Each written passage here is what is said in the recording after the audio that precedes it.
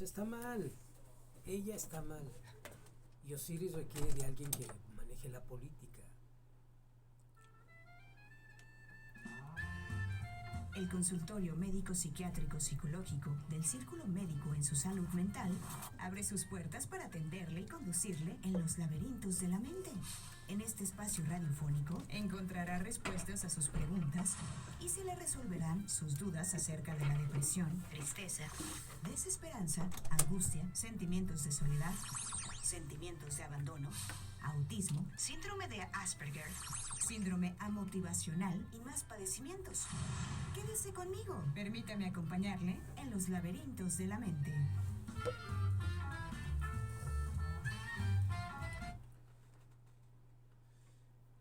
Buenos días, queridos radioescuchas, ¿cómo están? ¿Ya se vacunaron? ¿Ya tienen el refuerzo?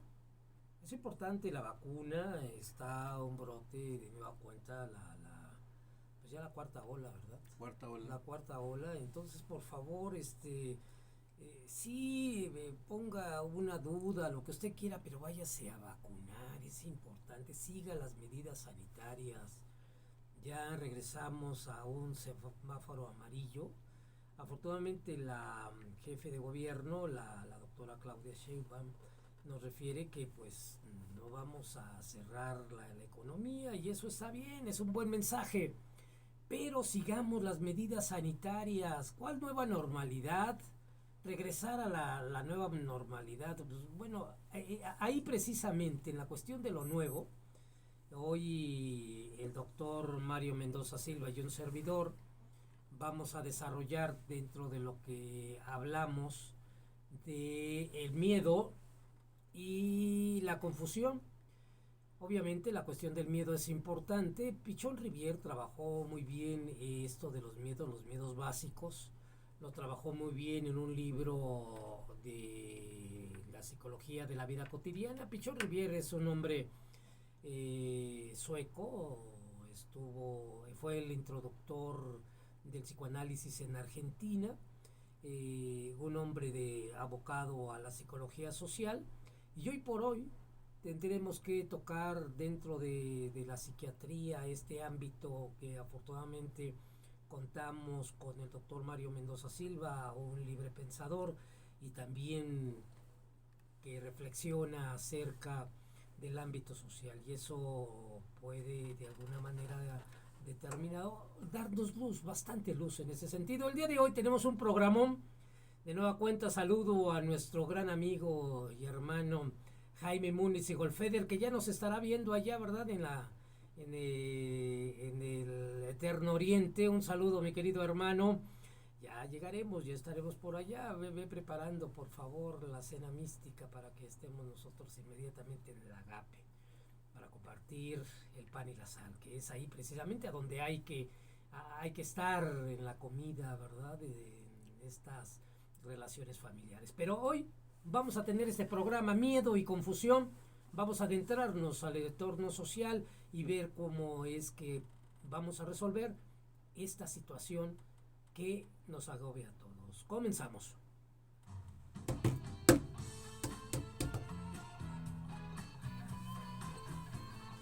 ¡Ánimo! Estamos con ánimo todo el tiempo.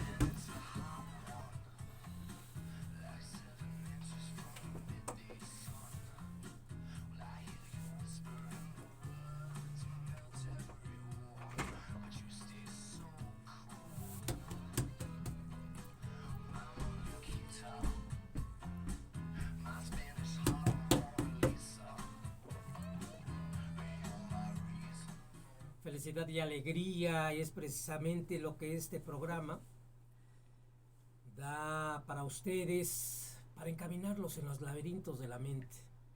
Hoy tenemos la voz autorizada, indudablemente, del doctor Mario Mendoza Silva, neuropsiquiatra, amigo ya desde hace muchos años, hermano y amigo. Ya pues unos, ¿qué serán? 20, 25 años, ¿verdad, Mario? Ya nos conocemos y hemos compartido micrófonos. Un poquito más de 25. Sí, un poquitito más, espérate. 26, 27. Vámonos. Que no se note. Sí, vámonos levemente para que tengan nuestros radioescuchas un contexto.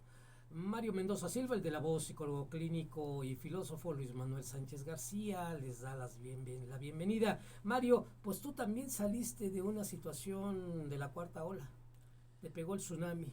Pues lo que pasa es que yo creo que lo mismo que pasó con el presidente, en realidad, pues sí, yo comparado con lo que se menciona, pues es un virus más ligero, es un problema, y aparte las vacunas seguramente influyeron en que bajó en la virulencia, la capacidad de causar enfermedades, y entonces, bueno, pues sí, de alguna forma, pues es una sensación. Bueno, no pero tú eres un agradable. hombre sano, Mario, siempre te has cuidado, siempre has estado en buena forma físicamente, mentalmente también, de igual manera, Sí. eres un hombre activo, trabajando, pues es tu obligación, ¿no? Sí, bueno, yo creo que los vicios, ¿no? El fumar, el tomar, todo eso, baja las defensas, aparte los descuidos, los cambios bruscos de temperatura y demás, bueno, todo eso, más aparte si existe alguna comorbilidad.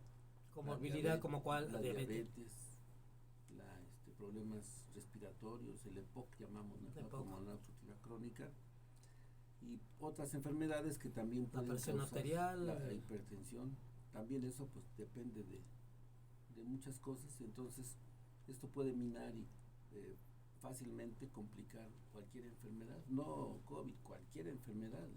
La frase de hace muchos años, desde que yo era niño, decían enero y febrero desviejadero. ¿Por qué?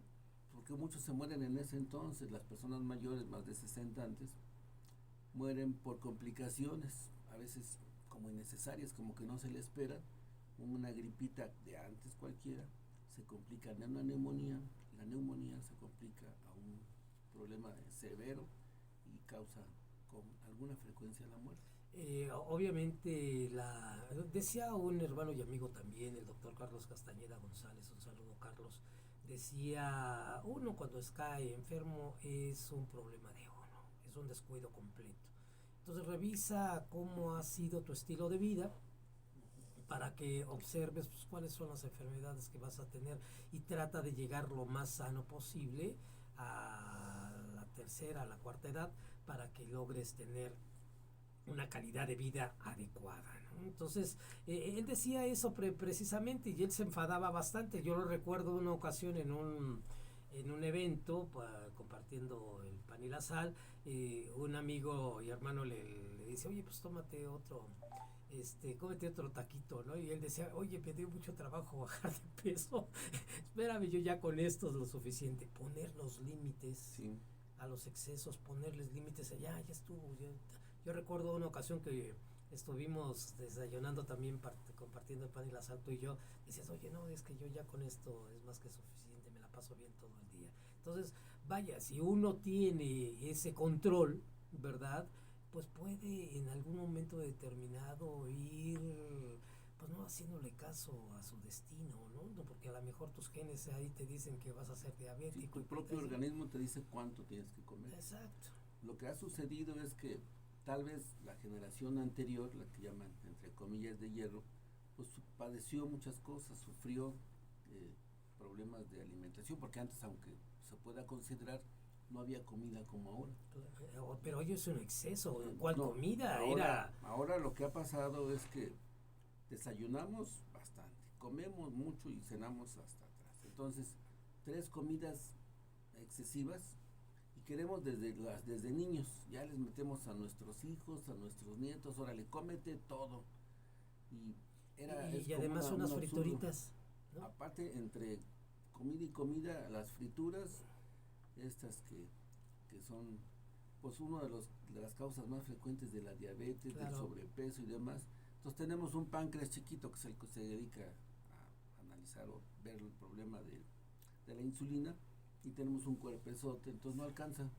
Claro. Entonces viene la obesidad, viene el exceso de azúcar y hay más diabéticos que nunca en la historia. Yo me acuerdo que cuando iba en la primaria, hace algunos añitos, unos 60 años más o menos, pues casi no había gordos. El gordo pues era el raro, ¿no?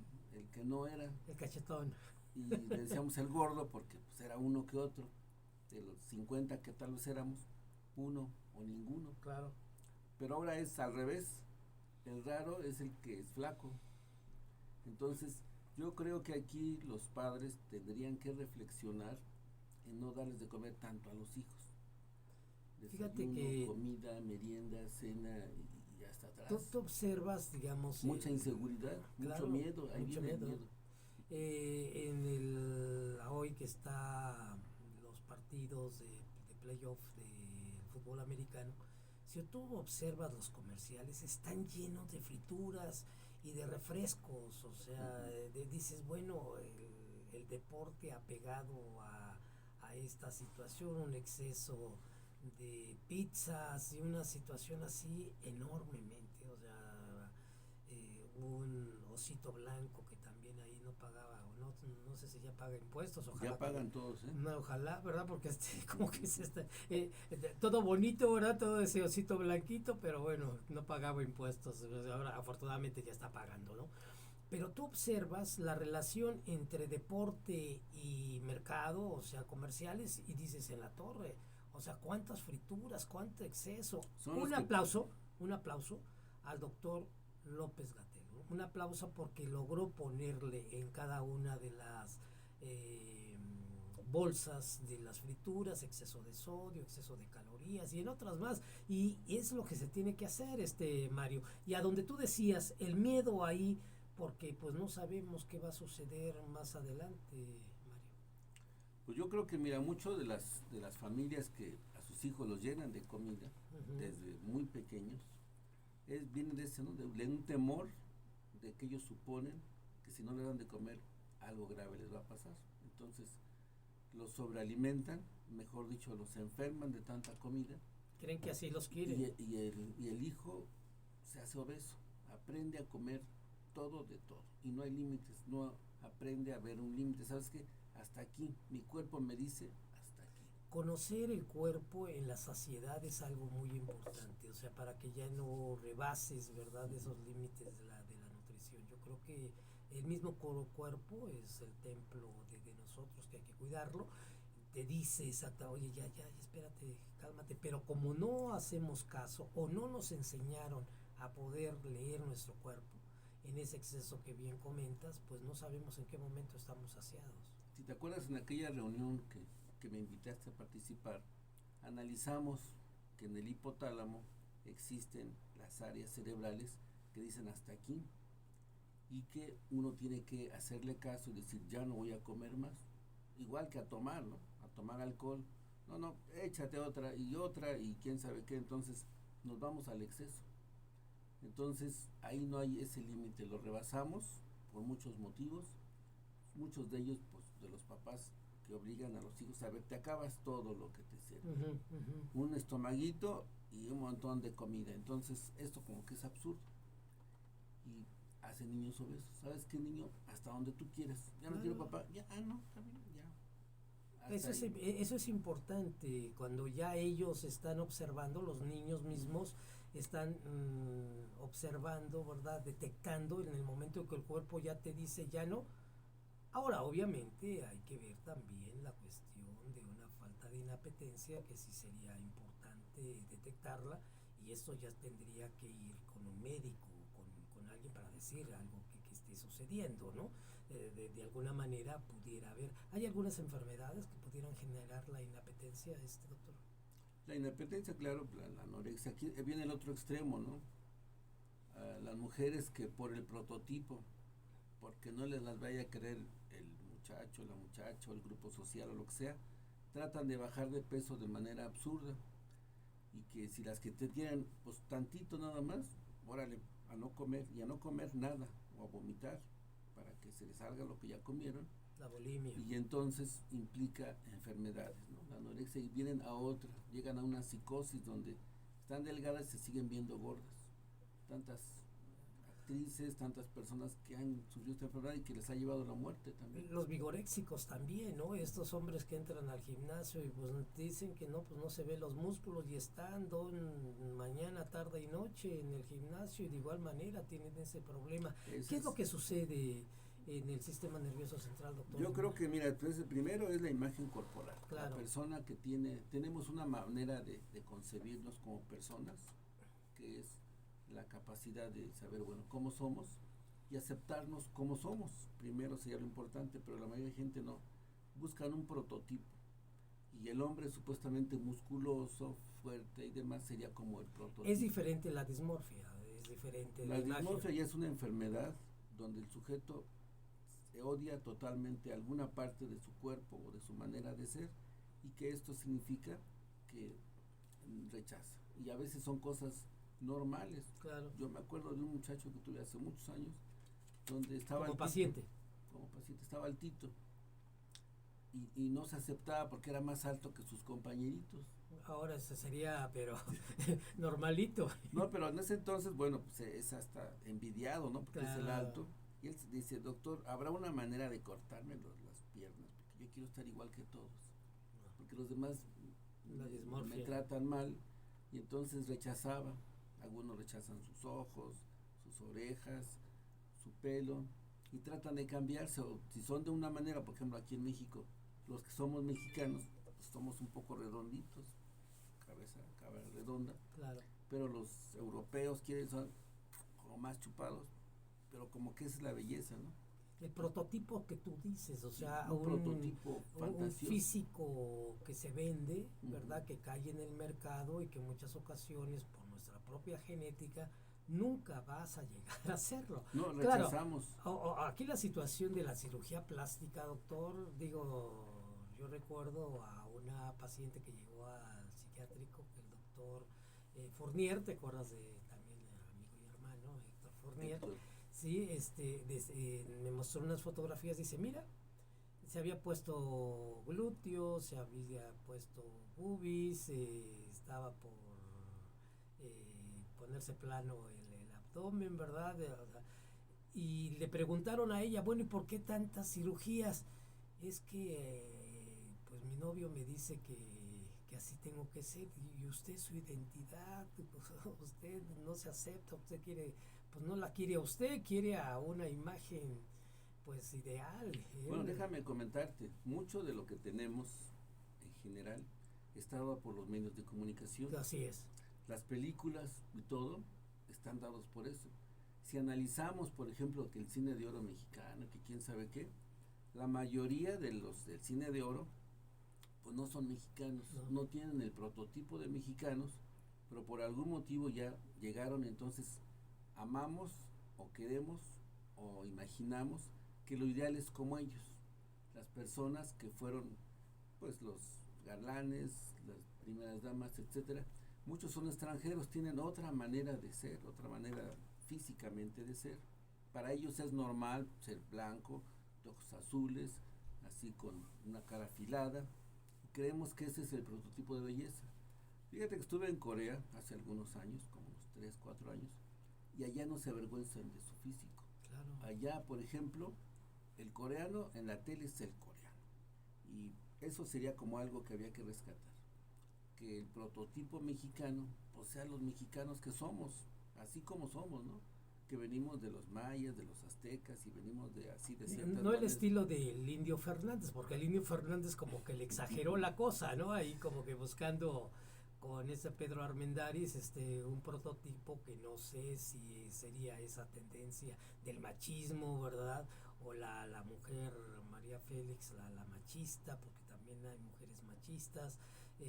Dolores del Río un poquito sufrida, ¿verdad? Viniendo de Hollywood allá, como que... Sí, pero mira, casi todos los que vinieron de allá son personas que tienen otras. Si vemos las raíces de cada quien, muchos, por ejemplo, vienen de otros países.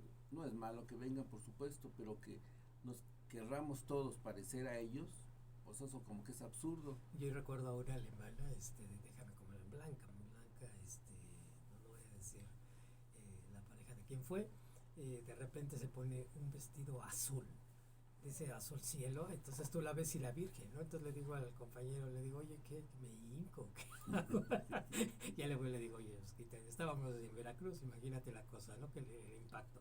Pero yo creo que esa situación que tú estás comentando hay que observarla o hay que integrarla dentro de la esclavitud. A donde se da ya el cambio, ya dejan de ser personas y empiezan a ser razas, es en la esclavitud. Los negros son negros, no importa de a dónde sean, son negros. Los blancos son blancos, no importa dónde sean. Había holandeses, españoles, hay franceses, etcétera. Pero son los que están precisamente esclavizando. Hay un código por ahí negro, siglo XVII, XVIII, en el que determina cuál es la actitud que tiene que tener el amo hacia los esclavos. Y les daban pues toda la autoridad para poder dañarlos. Pero ahí a donde se ejerce precisamente la esclavitud empieza a desarrollarse este concepto de las razas.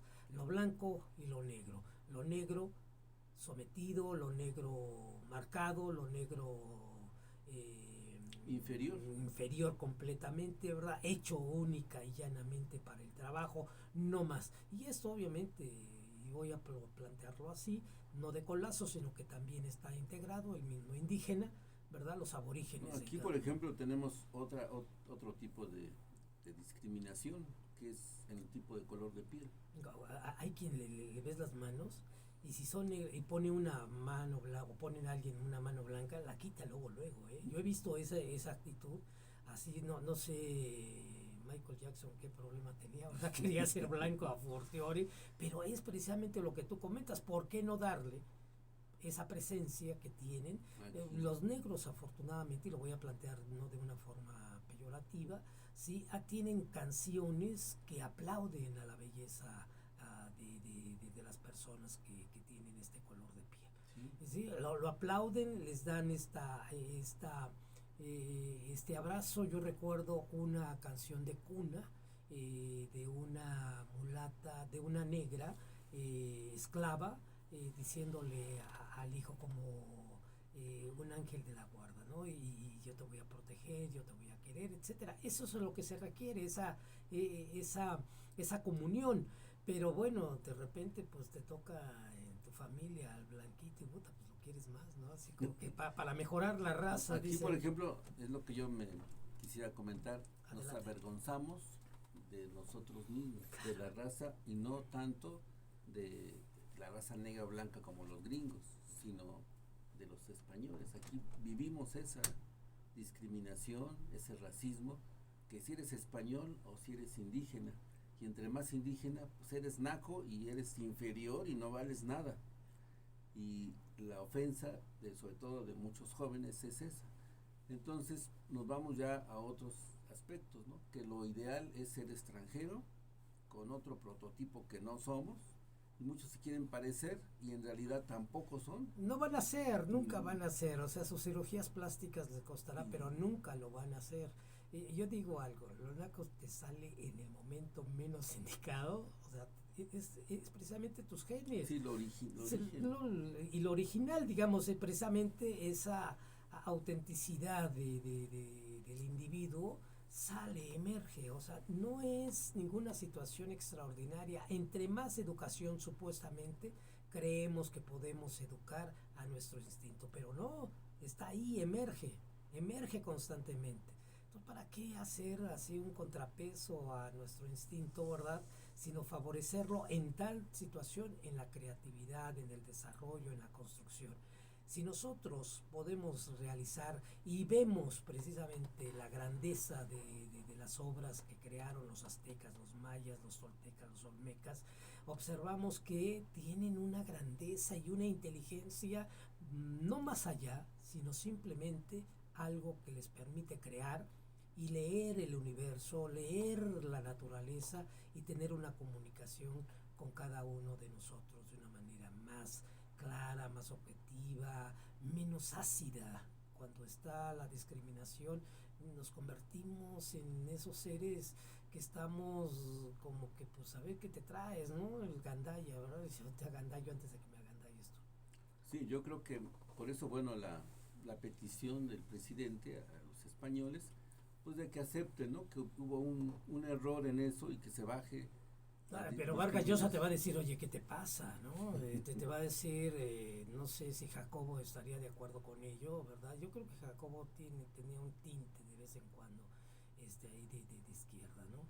pero López Dóriga y algunos otros de los medios de comunicación te dirían, ¿qué te pasa? O sea, tendrías que agradecer la civilización que te trajo los europeos, que eran, digo, vaya, lo que hicieron los ingleses fueron atroces, ¿eh? Sí. Fueron unos, pero cuando la cuestión de la esclavitud, le decía el capitán, ¿verdad? No recuerdo ahorita el nombre, le decía, no te preocupes, no hay ningún problema, no voy a herir a los demás, no te vas a tener ningún enemigo, pero te voy a traer mucho más la nepácatela, ¿no? A través de la esclavitud. Lo mismo que hicieron con la guerra del opio. Los ingleses tienen una situación muy, la Sí. economía determinada Bueno, por... los mismos Beatles no quisieron venir a México en la época que estaban muy famosos, de John Lennon y demás, pensando, me acuerdo que fue el Mundial de 66, donde fue en Inglaterra, en Wembley.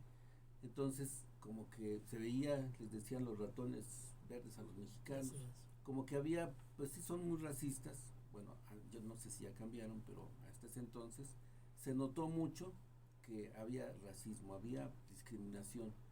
Pero también los españoles, yo creo que, y tenemos esta segunda ola, primero la conquista, y ya bueno, ya nos combinamos, ya somos combinados, pero viene otra ola que tuvo que ver con la guerra civil española, que vienen muchos españoles, y que otra vez refuerzan esa situación de que solamente ellos son valiosos y que se ubican en posiciones muy importantes, que en realidad Lázaro Cárdenas con un buen tino como apoyo a los que perdieron, a los republicanos, pero después de eso se acaba la guerra allá y muchos eran primos, hermanos o quién sabe qué era, y también se vienen a México y empiezan a hacer pues una campaña a favor de ellos. Entonces, si vemos que muchos artistas, por ejemplo, del cine nacional, de muchas partes, vienen de ahí y después son empresarios, y lo malo es que no se sienten mexicanos, que yo creo que si viene alguien y se acepta, y qué bueno, ¿no? Se siguen sintiendo españoles y la lana se la llevan, de sus ganancias se la llevan allá. Lo que tú me estás diciendo es que siendo un pueblo conquistado, aunque haya estas revoluciones que se tratan de poder liberar de esa conquista, aún hoy tenemos ese temor, ese miedo a poder mostrarnos realmente, porque hay un yugo, hay unas botas que nos están aplastando la garganta constantemente, y hablo de la discriminación. ¿Qué tanta libertad en ese sentido tenemos? Hablo de la libertad de expresar nuestro pensamiento. ¿Realmente el mexicano puede levantar la mano, puede levantar la voz, o solamente en este gobierno de izquierda podemos nosotros decir, hay esa oportunidad, Mario?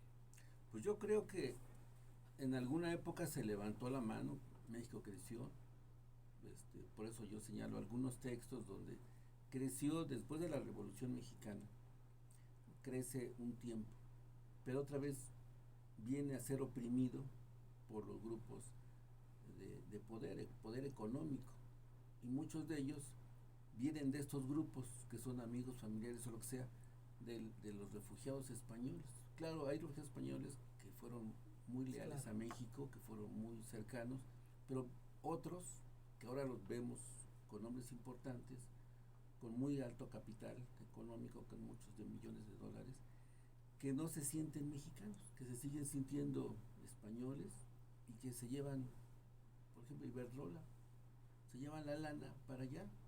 O sea que hay españoles o hay extranjeros que están todavía sometiendo a través de la economía. Pues López Dóriga, por ejemplo, él nació en Madrid. Él nació en Madrid, vino a México, se hizo famoso, se hizo millonario aquí. ¿Y tú crees que se siente mexicano? Pues para nada. Pero ¿por qué el mexicano de alguna manera nos muestra este sometimiento? O sea, todavía hay esas, ya no cadenas físicas, sino cadenas mentales. Pero yo creo que, mira, mucho tiene que ver con los medios de comunicación. Claro. O sea, el cine y todo está, si tú ves los principales artistas mexicanos, los que dicen del cine de oro, que quién sabe qué, son españoles. Bueno, son de origen español o españoles que vinieron a México y que sus hijos son los que heredan. Ujú. Julissa, el otro señor, el hermano, bueno, son muchas personas, muchas Beni. familias que tienen el control, que van a seguir, ya heredaron el control de muchas cosas y nos dan esa imagen. Si tú ves las telenovelas, por ejemplo, puro extranjero, que aparentemente es mexicano, pero con prototipo no mexicano. Y alguna vez me acuerdo que estuve en la asamblea y que ahí en el teatro Fru Fru se estaba filmando una película, no sé qué. Tú ves todos güeros. No había un moreno así cachetón. ¿Y tú qué estabas haciendo ahí? No, no era para ti, man. Yo iba pasando Ok. y me asomé para que a ver cómo estaban. Y los actores, Atisbaste ahí. todos dije, ¿y qué pasó? ¿Y el mexicano dónde anda, no?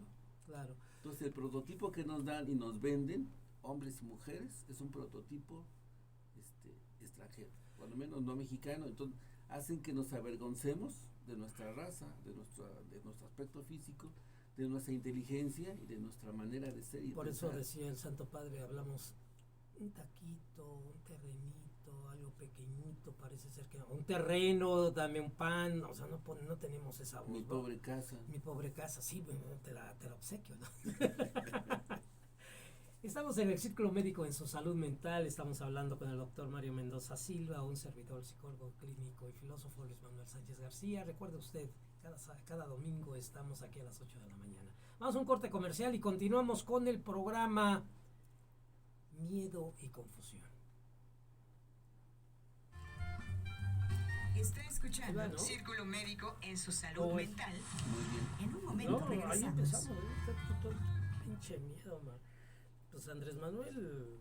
Pero fíjate que, bueno, sí, debes saber algo porque el cuate número 1 del Opus Dei en México es ese cuate Collado, que lo metió ya al bote, que es el que defendía a todos. Y también y Calderón, y que le siguió ¿cómo se llama? Bueno, el Fox era de los legionarios de Cristo. Entonces todos ellos han sido de derecha, los ha creado. No, es un desgraciado. Mira, yo pienso, Manuel. estoy haciendo un análisis de cómo llegan. Ellos, el Opus Dei, llega a México, se apodera, engatusan a la gente. Te voy a dar la gloria eterna, pero dame toda tu lana y todo tu control. Entonces tienen el control del país. Claro. Y Verdrola es de ese grupo.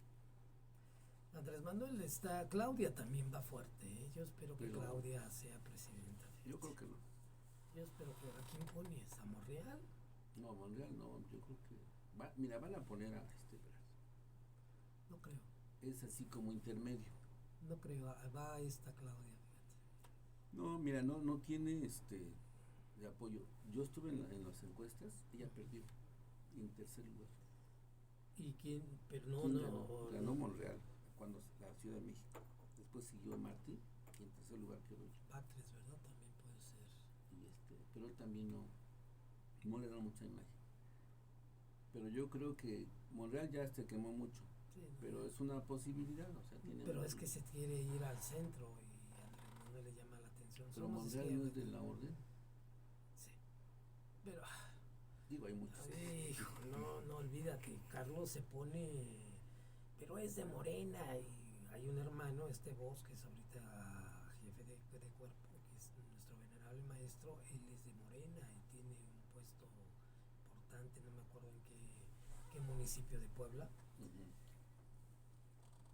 Y tuvo que callar Carlos, man, pero es de Morena,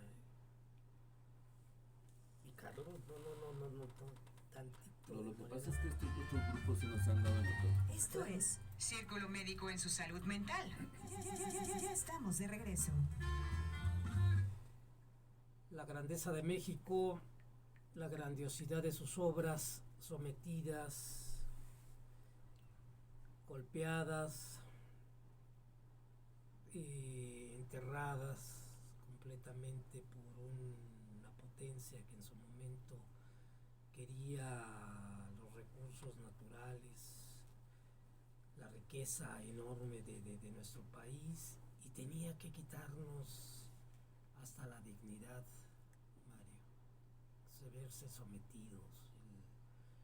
Los conquistados tendrían que haberse quitado todo, absolutamente todas esas creencias y ponerles otras para poder manejarlos de una manera más fácil.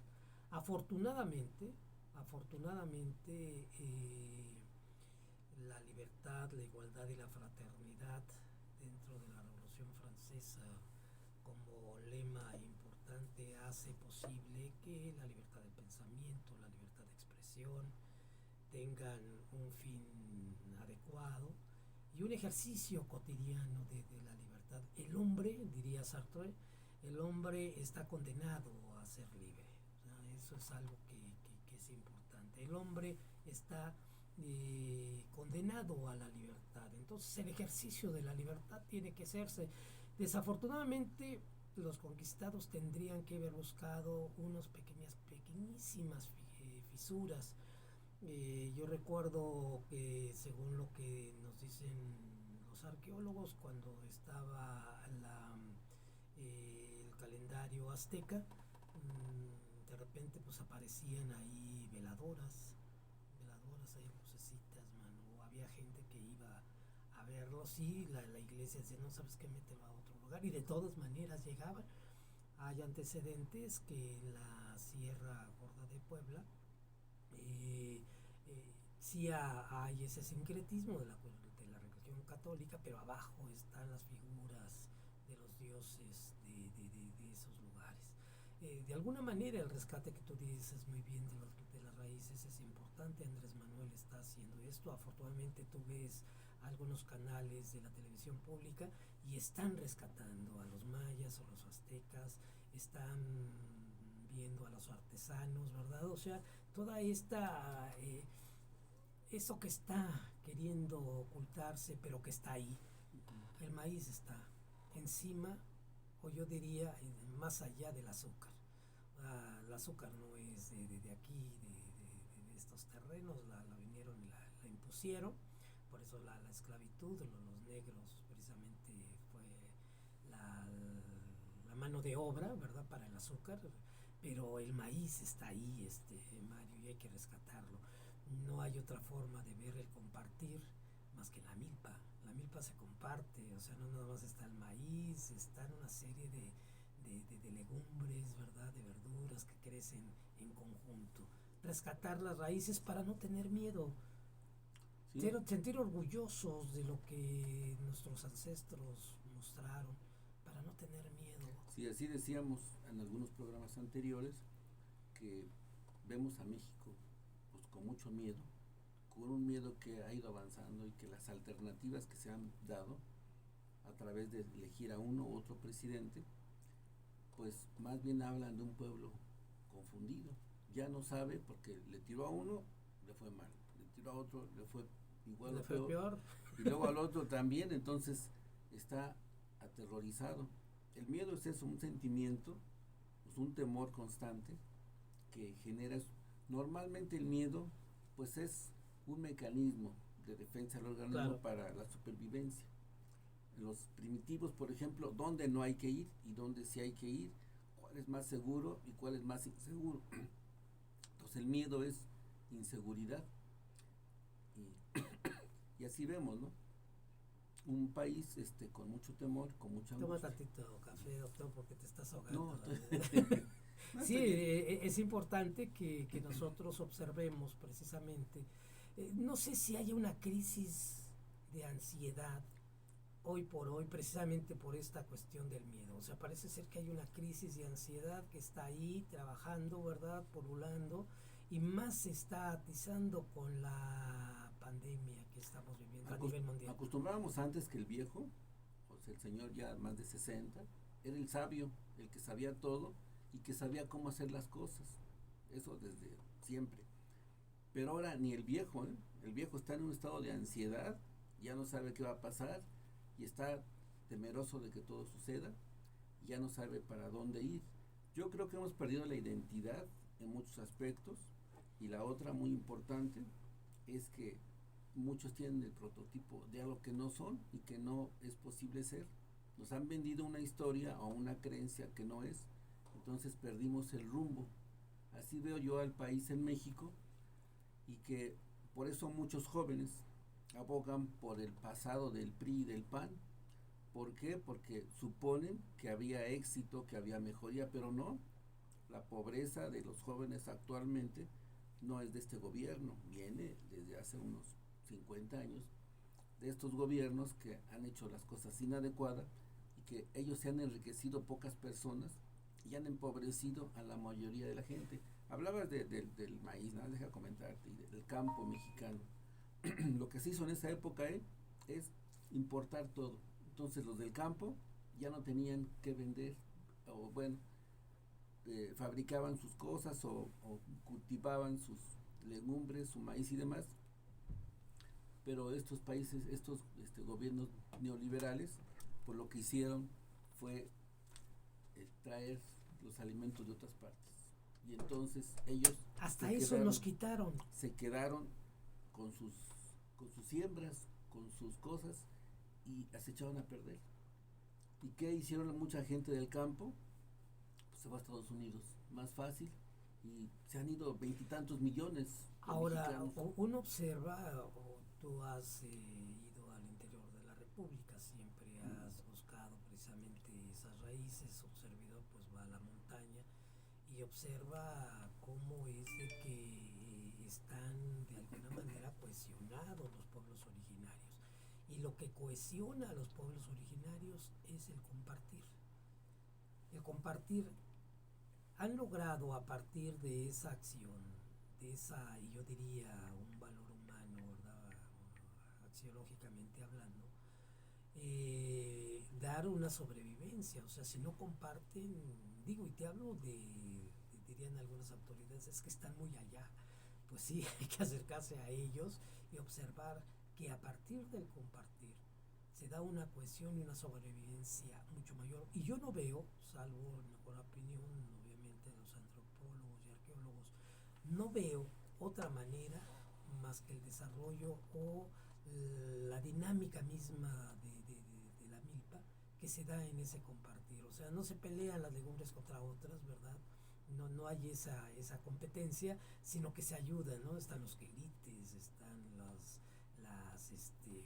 el maíz, están otras serie de verduras ahí que se dan en el compartir. Yo creo que esa imagen, ¿verdad?, que nos da la misma milpa, genera un comportamiento humano. Tenemos que compartir. Vamos a compartir para poder tener esta parte de integración de uno y otro. Y en las grandes ciudades no logras tener esta situación del compartir. Escuchas mensajes clasistas, digamos, aunque la mona se vista de seda, mona se queda, pues eres tú del barrio. O sea, no hay esa oportunidad de poder generar un cambio de actitud. O sea, parece ser que nosotros ahora somos los que estamos discriminándonos unos a otros. Ya no es tanto la cuestión de los españoles, ya dejaron eso, y entre ellos peleense, ¿verdad?, que la milpa se fracture. Esa es la labor, y lo lograron, Mario. Así es, nos tienen divididos, nos tienen sometidos, confundidos y con mucho temor, mucha angustia y mucho miedo. Entonces ya no hay manera. ¿Cuáles serían las potencialidades del mexicano, doctor? Porque mira, bueno, lo vemos en los mexicanos que se van a otro país. Trabajo. Por ejemplo, trabajo, bien hechos, dedicados, cumplidos, responsables. Yo me acuerdo, bueno, en los 60s, la mayoría que están allá, estaban acá, no había por qué irse a otro país. O sea, aquí vivíamos bien, tenías tu terreno, tenías tus cosas, tenías tus actividades, la gente tenía trabajo, obreros y demás, y los que eran profesionistas pues ganaban un poquito más y vivían bien. O sea, en general estábamos bien. Entonces el empresario, el trabajo del empresario, valga la expresión, le quitó primero el trabajo y después se lo da, pero a través de la renta, del contrato. De mucha limitación. Bueno, lo que se hizo, lo que observamos todos los que tenemos ya años, que digamos en los 60, 70 tal vez estábamos más o menos bien, pues estos empresarios que dicen que son mexicanos pero en realidad son españoles o hijos de españoles, pues empiezan a importar todo. Por ejemplo, recuerdo un ejemplo, una compañía de herramientas que tenía 1000 empleados, y a todos a la calle, y todo eso lo importa de China. Los que sí tienen trabajo son los chinos, los que sí viven bien son los chinos. Estos vienen, compran más barato, tienen ganancias mejores, y sus ganancias se las lleva España. O sea, que quitarte el trabajo es una parte también de conquista. O sea, si no haces esto... Se acabó la... Yo he escuchado, déjame comentarte, he escuchado a personajes dentro de las instituciones públicas que de repente te amenazan con eso, ¿eh? Te corremos, ¿no? O sea, parece ser que precisamente la cuestión del trabajo es una situación que te voy a permitir trabajar, ¿no? Te voy a permitir trabajar, es más, me tienes que pagar para trabajar también, ¿no? El estrés más grande que tiene un adulto ahorita, que trabaja, es que le quiten el trabajo. Es el peor insulto, ¿estás de acuerdo? No es insulto, la peor amenaza, es como la principal angustia, porque ya no voy a tener dinero, ya no voy a poder mantener a mi familia, mal aunque sea, pero no la voy a poder mantener, me voy a quedar sin trabajo, y voy a ser pobre, y voy a andar pidiendo... Planteo la cuestión del insulto, para la cuestión del prever el insulto, ¿verdad? En el primer escalón de la escalera hacia libres pensadores, prever el insulto precisamente en ese trabajo constante de poder dar y tener, ¿no? O sea, en ese sentido. O sea, ¿cómo puedo prever el insulto? El peor insulto es el que nos quiten el trabajo. Ese es el peor insulto, y debe de saber el empresario que estás insultando a una persona cuando le quitas esa forma de desarrollarse. ¿Por qué? Porque si no lo observa así, entonces no hay respeto. Los empresarios no respetan a las personas cuando les quitan el trabajo, y está esa la amenaza. No, pero así le quitaron a muchísima gente en México el trabajo, y luego se fueron al campo. Ya toda la industria de la transformación se acabó en México. ¿Por qué triunfó la CFE? O sea, ¿por qué triunfó cuando se la quitaron, verdad, a los mexicanos? Porque se metieron al bolsillo, ¿no? ¿Sabes qué? Pégales ahí en el sueldo, no se los des y vas a ver si no. Y muchos dijeron, no, pues, ¿sabes qué? Dame la lana. Se meten en esa situación. Es un insulto. Son personas que insultan. Son groseros. Eso es lo que hay que quitar. Tenían el control, yo creo que desde entonces, de elegir al presidente, y queremos la luz, claro. por ejemplo. Te doy la luz. Bueno, yo sí quiero la luz, ¿eh? Y entonces, la luz y fuerza, sí. Y a cambio de cualquier cosa, porque nos venden por corcholatas. Así es. Y se le quita el trabajo a muchísima gente, ellos tienen el control, y las ganancias se van a España, por ejemplo. Oye, no lo sé si es una burla, tú dime, ¿no? O sea, doctor, empresarios por la 4T, está la situación de Banamex, que como que hay ahí empresarios por la 4T. Sí hay empresarios a favor de la cuarta transformación, doctor. O sea, está por ahí ya el rumor que se va a comprar los puros mexicanos, el Banco Nacional de México, doctor. Pues yo creo que ahí todavía que había que pensarlo, quién va a quedarse, porque a lo mejor los que igual se quedan son estos que dicen que son mexicanos, ajá, pero que vienen de origen español, y que las ganancias se van a ir a España otra vez. O sea, yo no estoy en contra de España ni de los españoles, simplemente que si vives en México, si te asumes como mexicano, pues no digas que eres español y no te lleves la lana allá, sino que aquí la reinviertas y que se generen más empleos. No saques, antes se acaban los recursos, el oro, la plata y otras cosas más, hasta las gallinas se llevaban, ¿no? Y ahora se llevan el billete, la lana. Sí, lo importante. Sí, están todavía en esta forma del saqueo enorme.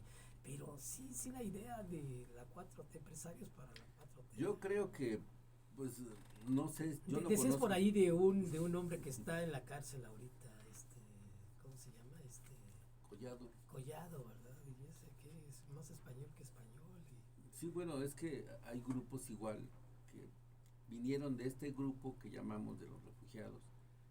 La historia pues es muy sencilla, se pelearon los españoles entre ellos, unos que eran republicanos que ya no querían al rey ni a la iglesia, y otros que dijeron que sí, y trajeron a muchos mercenarios de otros lugares, les ganaron la guerra, estos se fueron a otros países, entre ellos México, y que aquí se les dio apoyo, se les dio trabajo y todo, y luego aquellos, los que ganaron entre comillas, se vieron que estaban bien amolados, bien pobres, y otra vez ya fueron amigos de estos, vienen a México, se juntan y empiezan a crear, pues igual, una manera de explotación hacia el mexicano. Claro, o sea, sigue la conquista. Mira, la cosa también de alimentos, o sea, el cuate tiene su empresa y todo. Collado.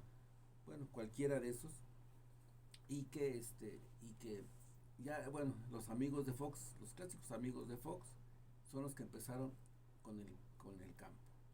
Igual me decía algún compañero, dice, dame 100,000 y te regreso una semana. Entonces la reacción que tú estás comentando, doctor, del mexicano es identificarse con el enemigo, o sea, la identificación con el enemigo, que es un mecanismo de defensa muy primitivo, es habla como ellos, vístete como ellos, pues no sé si te quieras quitar el color como ellos, ¿verdad? O sea, actúa como ellos, decían los medios de comunicación, no recuerdo, era en Foro TV, decían, es que el modelo a seguir es el de Estados Unidos. El modelo a seguir de todos los países es Estados Unidos. Entonces imagínate, ¿verdad? Si es ese mecanismo de defensa tan primitivo, ¿sí? Que al rato este síndrome, ¿verdad? Del que caes y te pareces todo a tu secuestrador, ¿verdad? ¿Cómo se llama este síndrome, doctor? Estocolmo, ¿verdad? Al rato te vuelves como, no nada más te identificas con ese enemigo, sino te conviertes en él, ¿verdad? Y bueno, como los capos que existían en los campos de concentración, ¿verdad? Los judíos le pegaban a los judíos, aquí los mexicanos le pegan a los mexicanos. Sí, porque por un lado están los españoles, pero por otro lado están los Estados Unidos, los gringos, y por eso tanta gente se quiere ir para allá, porque vemos la televisión, vemos las películas, que dice uno, bueno, pues son películas, son algo falso, pero nuestro inconsciente no puede diferenciar y creemos que lo ideal es eso, no solamente en México, sino tanto latinoamericano, que quiere ir allá a hacerse millonario porque ven el sueño americano, que Miami, que carrazos, que muchachas bonitas, que residencias, que una vida plena de felicidad y todo, y entonces todos no van como dicen ellos, ¿no? Los migrantes, yo creo que no, más bien van buscando el sueño americano, van queriendo salir de su pobreza y quieren hacerse como ellos creen, y allá van a llegar y van a ser igual o más pobres de lo que eran en su país. Más discriminados, cuidado, o sea, no hay pero una situación. yo mira, he tenido varios pacientes que se han ido y han regresado, y que una persona, por ejemplo, nunca pudo en un año conseguir un empleo. A lo que hacía aquí, lo fue a hacer allá, vender chácharas y andar siempre de pobre, vivir entre 6 en un garage de algo y entonces no el tener futuro, ni baño. Cuando no hay identidad, es el mendigar, doctor. Sí, el futuro de que nosotros, por ejemplo, yo creo que muchos mexicanos nos han quitado la identidad de mexicanos, que sí se tenía hace algunos años, hace unas décadas, y que ahora o nos queremos parecer a los españoles o a los gringos. O los ingleses. Pues no, los gringos son ahí como el prototipo de lo inglés, y queremos o a los franceses, ser ¿no? Porfirio, de otra forma, ¿verdad? Porfirio y algunos otros allá, como Carlos Pellicer, algunos intelectuales que se fueron allá y se aprovecharon por la cuestión intelectual. entre comillas intelectuales, porque se autonombran intelectuales, y quién sabe si son intelectuales, más bien son abusivos, que tienen grupos culturales que viven de eso. Claro. Y también Clio es uno de ellos. Dice que la ciencia, ¿no? Dice que la ciencia, y que ellos que son los que... Yo recuerdo una anécdota que pasó en un documental de TV UNAM, que Octavio Paz, pues fue este libro que supuestamente maravilloso, el del mexicano, ¿cómo se llama? Mira, hasta el nombre el de Octavio Paz, El laberinto de la soledad, sí, un boom. Le habla a Jean-Paul Sartre, le dice, oye, ¿sabes qué? Que mi libro, ya lo editaron, le dice a Sartre, véngase a platicar de su libro, ¿no? Y ahí va, pues él muy orgulloso y todo, y llega, toca ahí a la casa, sale Sartre y está todo despeinado, en pantuflas, bata y todo, y se escucha una voz de fondo, una música de fondo, y le dice, hola, ¿cómo está? Bien, bien, maestro, le dice Octavio Paz, le dice Sartre, le dice, escucha usted al verdadero poeta. Y era una música de José Alfredo Jiménez. Entonces se va bien enojado Octavio Paz y ya nunca volvió a ver al maestro, ¿no? Sartre, que es un hombre muy interesante, igual que Albert Camus, que tiene una relación ahí un poquito ácida, mientras que Sartre dice sí la cuestión de la violencia, Camus se enfrenta a esa situación, le dice no a la violencia, y ahí hay unas situaciones muy interesantes. Sartre se apega mucho a la cuestión de Stalin, y luego bueno, ya hay una situación ahí un poco difícil, ¿no?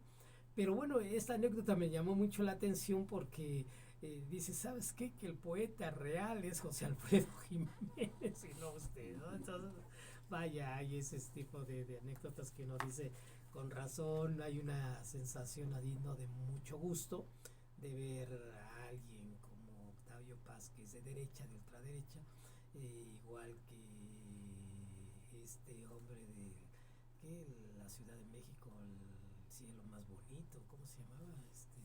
Carlos Fuentes, igual de derecha, o sea, el tipo, y que se aprovechó por la cuestión de la diplomacia, ¿no? Entonces uno ve, observa hacia dónde tendió los intelectuales de aquella época. Es más, a Octavio Paz le dieron un programa en Televisa, ¿verdad? Y nunca, nada más una sola ocasión, invitó a Miguel León Portilla, solamente una ocasión y un trato muy despectivo, ¿no? O sea, muy despectivo. Entonces dice uno, bueno, ¿de a dónde estás bateando, hermano? ¿No? Así es, los medios de comunicación nos han cambiado, nos han quitado nuestra identidad. Bueno, nosotros de alguna forma la hemos perdido, nuestro inconsciente.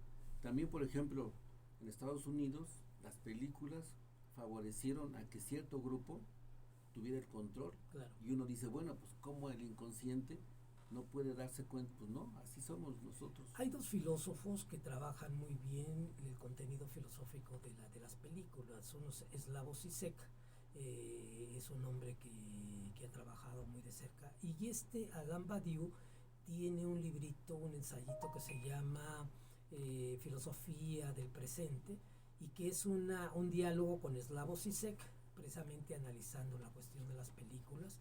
Slavoj Žižek tiene una obra muy interesante, ¿verdad? Le pega un poco a Hegel, pero bueno, esa es otra situación, y analiza las películas como un medio para introducir, para determinar la ideología dominante.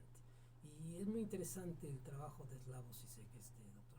Sí, yo creo que esto es algo importante que tal vez algún día se pueda reconsiderar, que podamos regresar, no a tener nuestra identidad completa, pero algo de nuestra identidad, que nos sintamos orgullosos, que no tengamos miedo a lo demás, que creemos que la seguridad es seguir el camino, como tú bien lo decías, o de los españoles o de los gringos, porque ese es el éxito, y no, tenemos que recuperar nuestra identidad, tenemos que ir. ¿Crees que el trabajo de la recuperación de las raíces tendría que irse a través de lo que está mostrando ahorita los medios públicos, doctor? Hablo del rescate del trabajo de los mayas, de los toltecas, de los olmecas. ¿No es un exceso de memoria? ¿Los jóvenes crees que lleguen Yo creo que a los jóvenes no les interesa eso. Yo creo que más bien a los jóvenes habrá que darles la identidad que tienen en la actualidad, los valores, lo valioso que pueden ser, y principalmente que se les dé un buen empleo y bien pagado. Claro. Dicen, vamos a dar bien pagado, y no es cierto.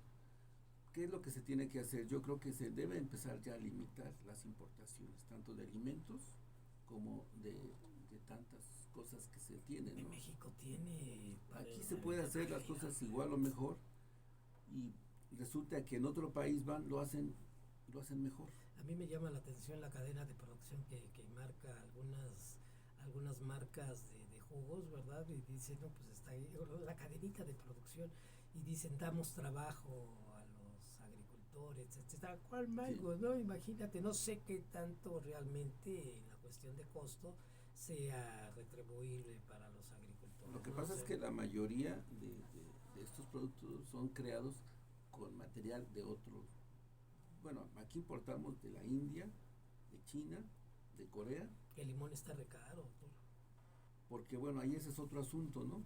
Político, donde hay monopolios, donde se quiere tener solamente el control, y entonces lo que han dicho es que se ha limitado el limón en unas regiones, y entonces esto ha elevado el precio. Los especuladores, lo mismo, para que la gente importemos todavía limón de otro lugar. De Estados Unidos. No, habitualmente se importa los productos los cítricos de Corea, de China y de la India. De la India. Son como que lo importante. Llega el empresario, dice que es mexicano, pero es español, lo trae aquí, lo vende, y la lana que ganancia se la lleva a España. El día de hoy estuvimos hablando de algo muy importante, muy, muy interesante, que es regrese a sus raíces, no les tengas miedo. Ellas pueden producir, pueden generar, pueden desarrollar también una parte importante de usted, que es la creatividad y la construcción. Si usted es creativo y construye, tenga la plena seguridad que va a tener estructuras importantes estimuladas de su cerebro, principalmente es el lóbulo frontal, que requiere un pensamiento crítico, una capacidad de análisis, una capacidad de organización, y nuestras raíces lo tienen. Parecería ser que los antiguos gobiernos no volvieron rentable ese tipo de pensamiento, ¿verdad? El pensamiento indígena no es rentable. Tienes que pensar como español, tienes que pensar como gringo, tienes que pensar como francés, no como indígena. Y tenga la plena seguridad que si usted regresa a esas raíces y lo plantea, tenemos algo muy importante. Somos trabajadores, somos gentes de trabajo, somos gente y bien hechos. Entonces, rescatemos esa parte. Le agradecemos, obviamente, el doctor Mario Mendoza Silva es parte importantísima del Círculo Médico por su salud mental, o el de la voz, psicólogo clínico Luis Manuel Sánchez García, psicólogo clínico y filósofo. Les damos las muchas gracias. ¿Algo que tengas que decir, Mario? Bueno, esperemos continuar con este tema, que yo creo que todavía falta mucho, es el miedo y la confusión que genera el miedo exagerado. Así es. La paranoia, que paranoia quiere decir eso, ¿no? El temor o la inseguridad a lo que vaya a pasar. Exactamente. Dentro de 8 días vamos a retomar este tema, aunque estamos pensando en Edith Guerrero, invitarla a otra persona. Vamos a ver si aceptas, y si no, vamos a continuar con este tema. Estamos cerrando ya el Círculo Médico en su Salud Mental. El consultorio del Círculo Médico en su Salud Mental está a la espera de usted otra vez de nueva cuenta dentro de 8 días a las 8 de la mañana. Muchísimas gracias. Cuídese mucho, por favor, las medidas sanitarias. Váyase a vacunar. No le saque. Muchas gracias. Esto fue Círculo Médico en su Salud Mental. Lo esperamos el próximo domingo a las 8 de la mañana para explorar juntos los laberintos de la mente. Que graban y luego lo suben. ¿La que tenías dónde está? No es esta, pero esta ya es de la estación, de otra estación.